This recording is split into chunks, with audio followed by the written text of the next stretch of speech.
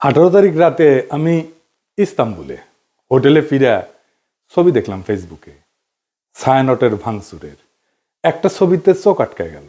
ওয়াহিদুল হকের ছবিতে ধারালো কিছুতে আঘাত করিয়া মাটিতে ফেলে দেওয়া হয়েছে। এই মানুষটার স্নেহ প্রশ্রয়ে আমি বড় হয়েছি। সেই কৈশোরে তার হাত ধরে কত শহর ঘুরছি তার ঠিকানা নাই। আমার বাবার বন্ধু সঙ্গীত গুরু ওয়াহিদুল হক, আপনারা বুঝতে পারতেছেন আমি ঢাকায় থাকলে ওই ছবিটা অন্তত বুক দিয়ে আগলাইতাম।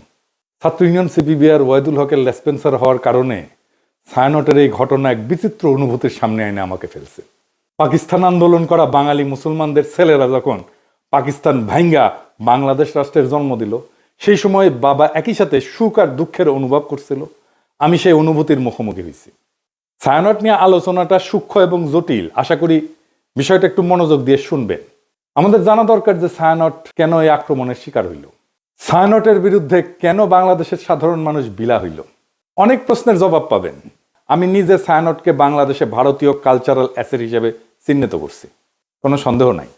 কেন করছি সেটা আমি হয়তো পরিষ্কারভাবে ব্যাখ্যা করিনি। আজকে সেই ব্যাখ্যাটাও আপনারা পাইবেন। আসেন আল্লাহর নামে শুরু করি। ওয়াহিদুল হককে আমি ওয়াহিদ কাকু বলে ডাকতাম। আমার সাথে ওয়াহিদ কাকুর সম্পর্ক ওনার মৃত্যু পর্যন্ত অক্ষুণ্ণ ছিল। টক ঝাল মিষ্টি সেই সম্পর্ককে এখন আমি মিস করি।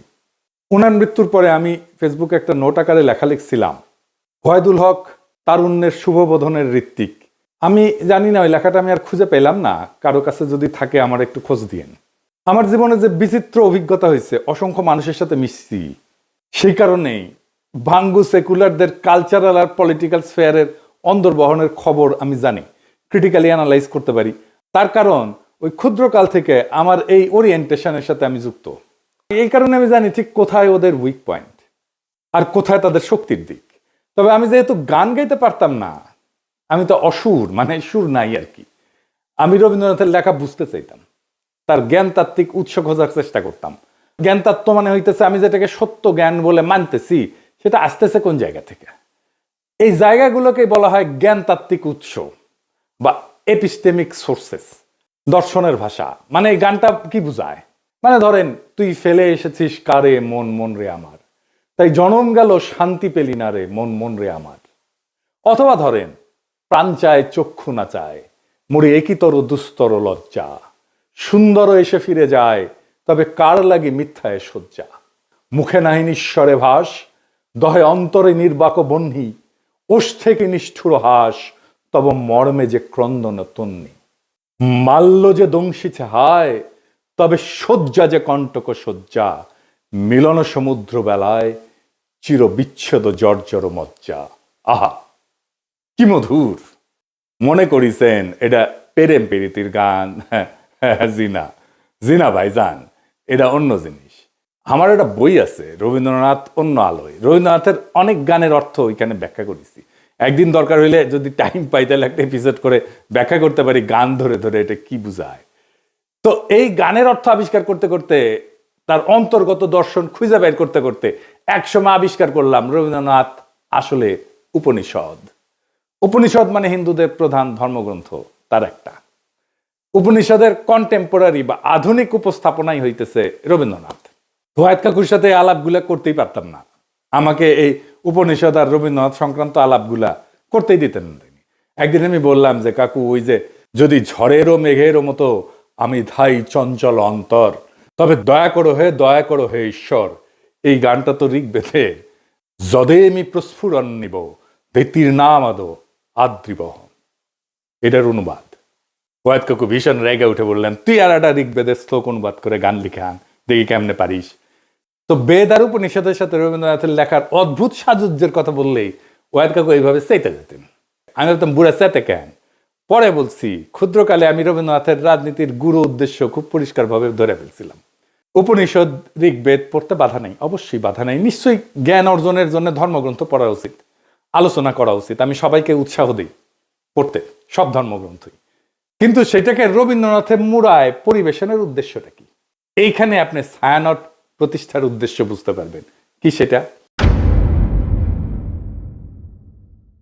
উদ্দেশ্য হইতেছে এই যে ইন্ডিয়া চায় বাংলাদেশের মুসলমান ধর্মে মুসলমান থাকুক নামে, কিন্তু সে তার ইনার সেলফে, ভিতরে অন্তর্গতভাবে সে ধারণ করবে হিন্দু ওয়ার্ল্ড ভিউ, হিন্দু বিশ্বদৃষ্টি। আপনি দেখেন যারা রবীন্দ্র অনুরাগী তাদের মধ্যে আপনি মুসলমানদের সহজাত সাহস, শক্তিময়তা, অ্যাডভেঞ্চার প্রিয়তা, দুর্দমনীয় একরোখা মনোভাব খুঁজেই পাবেন না। তারা রাষ্ট্রের সার্বভৌমত্ব লুট হয়ে যাইতেছে, সেখানে সিল করে বেড়ায়, ফুল লতা পাতা নিয়ে বসে আছে, মনে মনে ভাবে বাংলাদেশ ভারতের একটা প্রদেশ হয়ে গেলে তো ভালোই। একজন গভীরভাবে প্র্যাকটিসিং মুসলমান একই সাথে গভীরভাবে রবীন্দ্র অনুরাগী আপনি খুঁজে পাবেন কিনা আমার খুব সন্দেহ আছে। খুব রেয়ার হয়তো খুঁজে পেতে পারেন, খুবই রেয়ার। রবীন্দ্রনাথকে বাংলাদেশের এলিটরা গ্রহণ করছে, সাধারণ মানুষ কখনোই গ্রহণ করেনি এই কারণেই। এই জন্যই এলিটরা ভারতমুখী, এই জন্যই এলিটরা ফ্যাসিবাদের খুঁটি। আমাদের ডিজাস্টার হয়েছে আমার সোনার বাংলাকে জাতীয় সঙ্গীত করার সময়। রবীন্দ্রনাথকে পলিটিক্যাল আর সোভারেন প্রোটেকশন দেওয়া হয়েছে এবং তাকে পবিত্রতা দেওয়া হয়েছে এই জাতীয় সঙ্গীত করার কারণে। দ্বিতীয় কারণ হইতেছে আমাদের রাজনৈতিক জনগোষ্ঠী হিসেবে এটা ক্রিস্টালাইজ হওয়াটাকে বাধা দেয় রবীন্দ্রনাথ। কিভাবে? রবীন্দ্রনাথ বাংলাদেশের যেটা ডমিনেন্ট মুসলিম কালচার, এটাকে পলিটিক্যাল ক্রিস্টালাইজেশনের পথে বাধা হইয়া দাঁড়ায়। আমি একটা উদাহরণ দিই, খুব বাস্তব উদাহরণ। সারা দুনিয়ায় আপনার ইন্ডিয়ানরা দেখছেন না, যারা বাইরে থাকেন তারা দেখছেন ইন্ডিয়ানদেরকে, তাদের নানা পার্টি আছে, নানা দল আছে, কংগ্রেস আছে, সিপিএম আছে, বিজেপি আছে, এটা সেটা আছে, মেলা দল আছে, কিন্তু রাজনৈতিক মত পার্থক্য আছে। কিন্তু তা সত্ত্বেও ভারতের প্রশ্নে একটা রাষ্ট্র প্রশ্নে প্রবল হিন্দুত্ববাদ চলতেছে ভারতের। তারপরেও দেখেন মোদি ভারতীয় কমিউনিস্টদের সাথে ব্যক্তিগত সময় কাটায়, হাসি ঠাট্টা করে। আমরা পারি না কেন? আমরা কেন বিভক্ত? আমরা কেন রাজনৈতিক মত পার্থক্য সত্ত্বেও রাষ্ট্র স্বার্থে এক হইতে পারি না? আমাদের রাষ্ট্র প্রশ্নে একটা হইতে রবীন্দ্রনাথ বাধা দেয়। রবীন্দ্রনাথ যে ওয়ার্ল্ড ভিউ, সেখানে মুসলমান থাকতে পারে না, থাকা সম্ভব না, রবীন্দ্রনাথের লেখালেখির মধ্যে নাই। তাই রবীন্দ্রনাথ প্রভাবিত আমাদের কল্পিত রাজনৈতিক জনগোষ্ঠীর মধ্যে দাড়ি টুপি পরা সাধারণ মুসলমান জায়গা করে নিতে পারে না। অবচেতনে আমাদের এলিটদের রবীন্দ্রনাথ ভাবতে শেখায় ওরা আমাদের মতো না, ওরা আদার। রবীন্দ্রনাথ ভারতে হিন্দু ধর্মকে ভালোবাসতে শেখায়, রবীন্দ্রনাথ বাংলাদেশে মুসলমানদের আদার করে ঘৃণা করতে শেখায়। আপনি একই সাথে উপনিষদ আর কোরআনের গ্লোবাল ভিউকে এক করতে পারবেন না। আপনি কোএক্সিস্ট করতে পারবেন, সহাবস্থান করাইতে পারবেন, কিন্তু এক করতে পারবেন না, এটা অসম্ভব। কিন্তু ইন্ডিয়ানরা চায় এক করে দিতে, এই প্রগতিশীলরা চায় এক করে দিতে, এই ছায়ানট চায় এক করে দিতে। বাংলাদেশে যে রবীন্দ্রনাথ প্রজেক্ট, এটা সঙ্গোপনে হিন্দু ধর্মের ওয়ার্ল্ড ভিউ ঢুকায় দেওয়ার প্রজেক্ট। বাংলাদেশের মুসলমানদের মধ্যে হিন্দু ওয়ার্ল্ড ভিউ আর হিন্দুদের মধ্যে মুসলমান ওয়ার্ল্ড ভিউ ঢুকাই দিলে সমস্যার সমাধান হবে না তো। হিন্দুকে আধা মুসলমান আর মুসলমানদেরকে আধা হিন্দু বানাইলে সমস্যা মিটবে না, সমস্যা বাড়বে। হিন্দুকে হিন্দুই রাখতে হবে, মুসলমানকে মুসলমানই রাখতে হবে। দুই ধর্ম কোএক্সিস্ট করবে, একসাথে থাকবে। দুই ধর্মের ওয়ার্ল্ড ভিউ বা বিশ্ব দেখার দৃষ্টিভঙ্গি কিভাবে আলাদা আর একটু গভীরে যায় বুঝি, সবার একটু মনে থাকবে। তাইলে একেবারে উদাহরণ দিয়া খেয়াল রাখবেন, আমি ভালো বা খারাপ বলতেছি না, কিন্তু বলতেছি আলাদা, দুইটা আলাদা। ধরেন প্রশ্নটা হইতেছে যে দুনিয়াটা কি আসলে, দুনিয়াটাকে এক না বহু? এডিটর সাহেব এটা উপরে লেখেন, দুনিয়াটা এক না বহু। এখন হিন্দু বিশ্ব দৃষ্টিভঙ্গি এটাতে বলে দুনিয়াটা বহু স্তরের, অনেকগুলো স্তর, এটা চক্রাকারে চলমান, সৃষ্টি স্থিতি প্রলয় বারবার ঘটে। সময় ঘড়ির মতো না, সময় ঘড়ির মতো সরল রেখায় যায় না, বরং চাকার মতো। মানে হিন্দু ধর্মে কিন্তু মৃত্যুর পরে আবার জন্ম আছে, জন্মান্তর আছে, আবার জন্ম নেয়, এটি স্বাভাবিক চক্র। আজ যেটা হইতেছে সেটা আগে ঘটছে, একই জিনিস ভবিষ্যতেও ঘটবে, কারণ চক্রাকারে সময় চলে চক্রাকারে। তার মানে পৃথিবী বহুবার সৃষ্টি হয়েছে, বহুবার ধ্বংস হয়েছে, আবারও ধ্বংস হবে। আচ্ছা, এইবারে ইসলামী ওয়ার্ল্ড ভিউ, এখানে বিশ্ব একবারই সৃষ্টি, কিয়ামত একবারই হবে, সময় সোজা লাইনের মতো, সৃষ্টি, জীবন, বিচার, পরকাল, সিম্পল, সিরাতুল মুস্তাকিম। ইতিহাসের একটা শুরু আছে এবং শেষ আছে। এইবার আসেন মানুষ প্রসঙ্গে। মানুষ আসলে কে? মানুষ কি সোল, আত্মাটাই মানুষ, নাকি দায়িত্বশীল ব্যক্তিটা মানুষ? এখানে হিন্দু ওয়ার্ল্ড ভিউ বলে, এদিকে লেখেন, মানুষ মূলত আত্মা, আত্মন বলে সংস্কৃতে। শরীর বদলায়, আত্মা থাকে। আত্মার লক্ষ্য হচ্ছে মুক্তি বা মোক্ষ। আমি এটা মুক্তিযুদ্ধ নিয়ে একটা আলাপটা করছিলাম। এই জগৎ থেকে বাইরে যাওয়ার সহজ উদাহরণ, কারণ এই চক্রের মধ্যে আপনি যখন ঢুকে গেছেন, এটা বাইরে হতে পারলে আপনার মোক্ষ ঘটে না।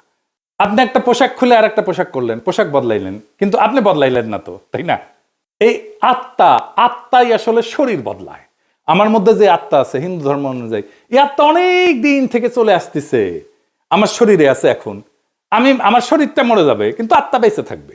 এই আত্মার একজন আর একটা শরীরে ঢুকবে, জন্মের নতুন জন্মের মধ্যে দিয়ে, এটাই জন্মান্তর। ওই জন্মে আমি কি হব, সেটা হবে আমি এই জন্মে যত পাপ বা পুণ্য করছি সেটার উপরে ভিত্তি করে আমি বড় লোক হব, গরিব হব, ব্রাহ্মণ হব, শূদ্র হব, যেটা খুশি। এবার ইসলামী ওয়ার্ল্ড ভিউ, মানুষ একক এবং অনন্য ব্যক্তি, এবং এই একটাই জীবনের একমাত্র সুযোগ, এটাই লক্ষ্য। জবাবদিহির মাধ্যমে ন্যায় ভিত্তিক জীবনযাপন করে আমি পরকালে অক্ষয় শান্তি লাভ করতে পারি। এখানে কোনো সেকেন্ড চান্স নাই। আচ্ছা, ভালো কাজ মন্দ কাজ এটা কিভাবে কাজ করে হিন্দু ওয়ার্ল্ড ভিউ?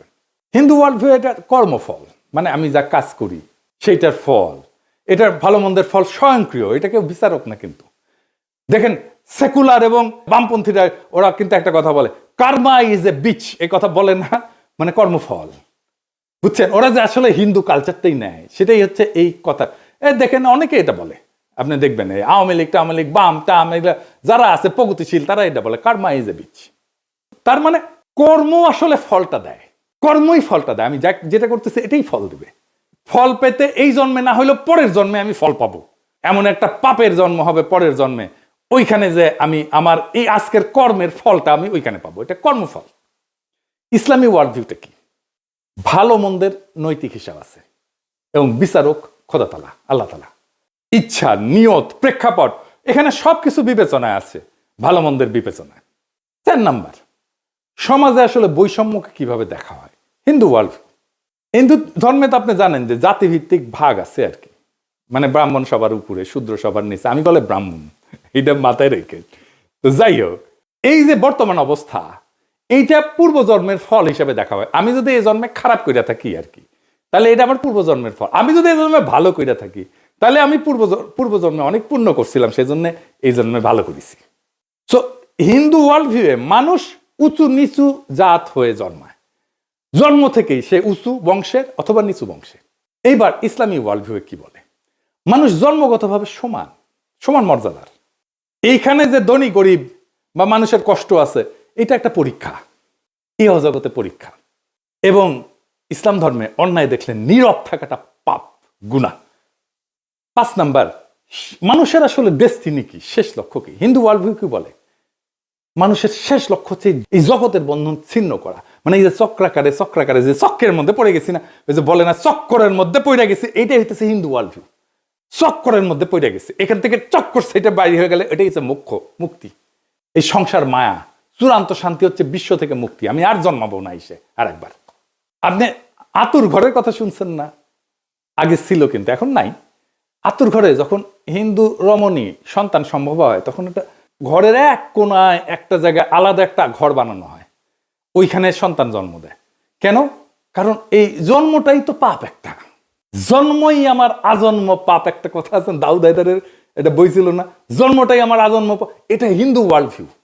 তাই জন্মটা যেহেতু পাপ এবং জন্মটা যেহেতু অপবিত্র, সেজন্য তাকে দূরে রেখে জন্মটা দিতে হয়। বুঝেছ? আচ্ছা, আর ইসলামী ওয়ার্ল্ড ভিউ কি? জগৎ মায়া না, এই দুনিয়াটা রিয়াল, এই দুনিয়াতে ন্যায় প্রতিষ্ঠা করাটাই কাজ। সমাজ, রাজনীতি, অর্থনীতি সব গুরুত্বপূর্ণ, এই দুনিয়া ইহজগৎ খুব গুরুত্বপূর্ণ। পরকালটাকে এই জীবনে ইহজগতে যা করছি সেইটার আমি ফয়সালা পাবো, বিচার হবে। তারপরে তার সেই অনুযায়ী আমি হয় বেহেশতে যাব অথবা দোজখে পড়ব। এই বিশ্ব একটা নৈতিক পরীক্ষা। মানুষ আল্লাহ তাআলার এক দায়িত্বশীল সৃষ্টি, যাকে পাঠানো হয়েছে দুনিয়াতে তার খলিফা কইরা। এটা একটা স্পিরিচুয়াল জার্নি, এটা কমপ্লিট করার জন্য। কমপ্লিট হয় হাসরের ময়দানে, বিচারের সামনে যায়। কারণ প্রশ্ন হইতে পারে, তাহলে কি হিন্দু মুসলমান একসাথে একটা রাষ্ট্র বা সমাজে থাকতে পারবে না?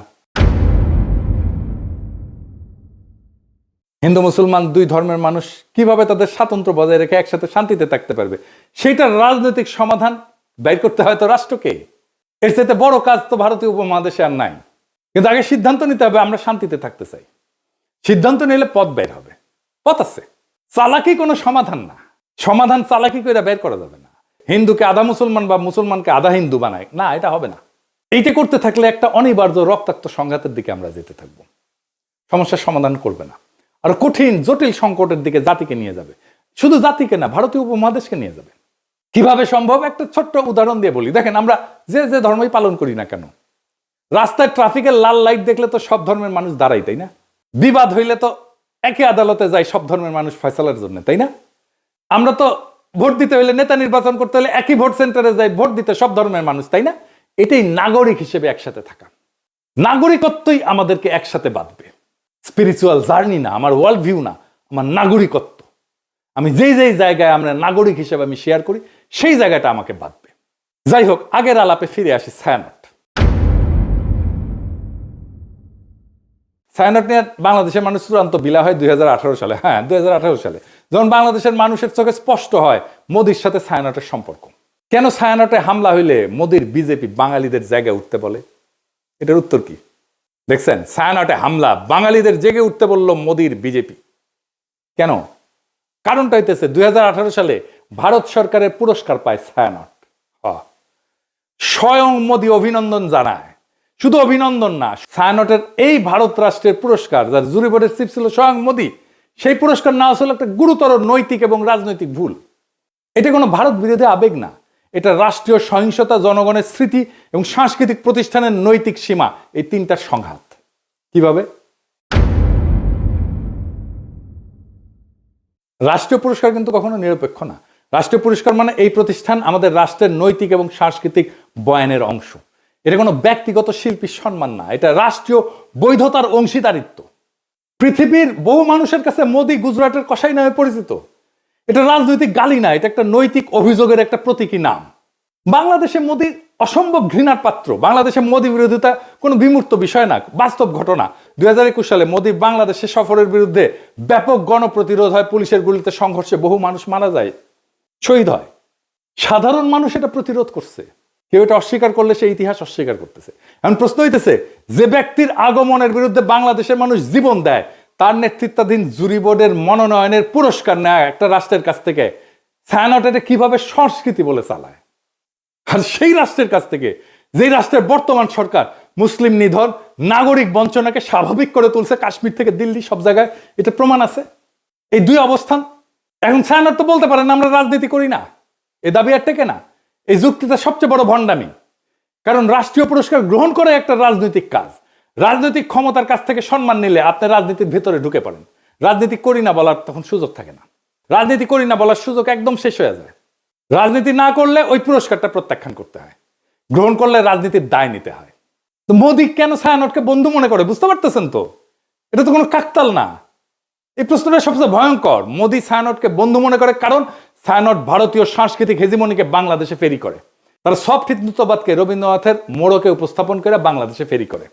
ছায়ানট তার একটা নিরাপদ সাংস্কৃতিক প্ল্যাটফর্ম হয়ে উঠছে, যাকে ভারত রাষ্ট্র তার মতাদর্শিক সফট পাওয়ার হিসাবে ব্যবহার করতে পারে, স্বীকৃতি দেয়। এইটাই তো বাংলাদেশের মানুষ দেখছে। তো ছায়ানট কি করতে পারত? পুরস্কার প্রত্যাখ্যান করতে পারত। ইতিহাসে অসংখ্য উদাহরণ আছে যেখানে পুরস্কার গ্রহণ না করাই নৈতিক অবস্থান হয়ে ওঠে, প্রত্যাখ্যানই প্রতিষ্ঠানকে সম্মানিত করে। ছায়ানট যদি বলতো বাংলাদেশের জনগণের স্মৃতি এবং রক্তের ইতিহাসের কারণে আমরা এই রাষ্ট্রীয় পুরস্কার গ্রহণ করতেছি না, সেটাই হইতো সবচেয়ে শক্তিশালী সাংস্কৃতিক বক্তব্য, সবচেয়ে বড় নৈতিক শিক্ষা, সবচেয়ে বড় আন্তর্জাতিকভাবে সম্মানজনক অবস্থান এবং দেশের মানুষের ভালোবাসা পাওয়ার রাস্তা। আপনি বাংলাদেশে কাজ করেন, মোদি কেন আপনাদের বাহবা দেয়? কেন দেয়? এই প্রশ্নের জবাব দিতে হবে না? বাংলাদেশের মানুষের সাথে আপনার কন্ট্রাক্টটা কি? সোশ্যাল কন্ট্রাক্ট কি? আপনি সমাজের রাষ্ট্রে কি অবদান রাখছেন, একটা প্রতিষ্ঠান করছেন? বাংলাদেশের সাথে আপনার কন্ট্রাক্টটা কি? বাঙ্গু সুশীলদের সফট হিন্দুত্ববাদের দীক্ষা দিচ্ছেন, আর যে রাষ্ট্রেরা মানুষের মৃত্যুর স্মৃতিতে বাংলাদেশে ঘৃণার প্রতীক, তার হাত থেকে সম্মান নিচ্ছেন। লজ্জা লাগে না? সমাজ তো হঠাৎ করে পাগল হয়ে যায়নি, মানুষ হঠাৎ করে সংস্কৃতি বিরোধী হয়ে ওঠেনি। এটা জমে থাকা একটা দীর্ঘ বিচ্ছেদের বহিঃপ্রকাশ। বাংলাদেশের মানুষ এমন ছায়ানট চায় যে তার দুঃখে কাঁদে, তার স্বপ্নে সহযাত্রী হয়, তার কল্পনার ভাষা হয়ে ওঠে। বাংলাদেশের মানুষ এমন ছায়ানট চায় যে মোদির অখণ্ড ভারতের কল্পনাকে রবীন্দ্রনাথের সুরে ঢেকে দেয় না, বরং সুরে ফেলে দেয়। যদি ছায়ানট নিজেকে সেইভাবে পুনর্গঠন করতে পারে, জনগণের স্মৃতি, ক্ষত আর আকাঙ্ক্ষার পাশে দাঁড়াইতে পারে, তাইলে ছায়ানট আবার উঠে দাঁড়াবে। আর যদি তা না পারে, যতই মানববন্ধন করেন, গান আর প্রতিবাদ করেন, ইতিহাস তাকে ভাঙবে না, মানুষই তাকে ছেড়ে যাবে। আপনি ছাত্রই পাবেন না, কেউ আর গান শিখতে আসবে না, কেউ আর সেখানে নিজের স্বপ্ন খুঁজবে না, কেউ নিজের কল্পনার সাথে ছায়ানটকে জুড়বে না। আপনার কালচারাল লেজিটিমেসি কোলাপস করতেছে। কারণ সংস্কৃতি টিকে থাকে মানুষের ভালোবাসায়, মানুষের মধ্যে, গণমানুষের মধ্যে, রাষ্ট্রের বাহবায় না। আপনারা তো জনগণকে হারায় ফেলছেন, ভারতকে পাইছেন, জনগণকে হারায় ফেলছেন। যে সংস্কৃতি জনগণকে হারায়, সে শেষ পর্যন্ত কালের অন্ধকারে হারায় যায়। এটাই ইতিহাসের সত্য। এই সত্যই শিখাইছে আমাদের জুলাই বিপ্লব। ইনকিলাব জিন্দাবাদ।